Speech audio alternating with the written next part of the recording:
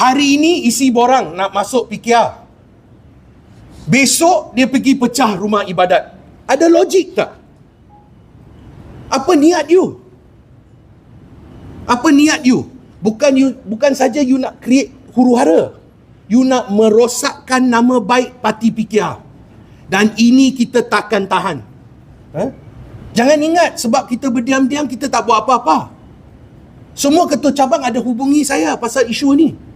Di isu ini kita ada bincang panjang lebar di kabinet. Bukan sekali dua. Kita cuma berdiam diri sebab kita berharap mereka ni mungkin bertaubat. Ini pun bulan puasa. Bulan puasa pergi buat macam ni. Orang India pula tak faham, dah banyak kali cakap, jangan buat macam ni. Pergi buat laporan polis. I tahu banyak laporan polis dah buat. Saya faham. Tapi bagi masa siasat. But now it's gone too far. Kita lihatlah. Sama ada tindakan diambil ke tak ada. Saya akan bawa benda ini ke kabinet. Itu janji saya. Kita akan bincang. Kedua, dah banyak kali kita berulang kali sebut juga isu 3R. Jangan main isu 3R. Sudah tak ada modal, duduk diam-diam. Berhikmat untuk rakyat. Jangan cari model perkauman ni. Tak sihat. Negara kita ada undang-undang. Negara kita ada perlembagaan.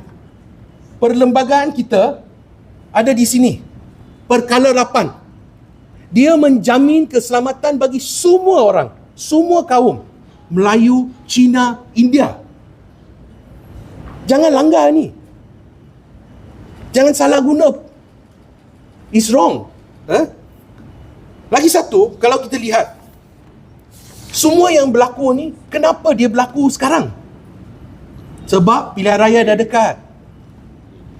Sebab negara aman damai. Ekonomi bagus. Tak ada borang. They have no capital whatsoever. Jadi isu dia untuk memainkan ini.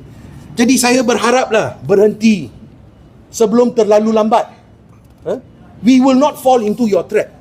Kita takkan sangkut di dalam permainan anda. Itu jaminan saya boleh bagi.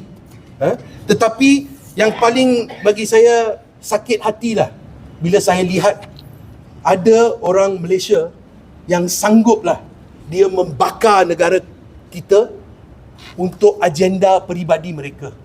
Ini yang menyakitkan hati saya.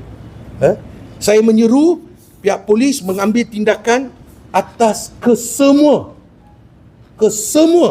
yang melanggar undang-undang.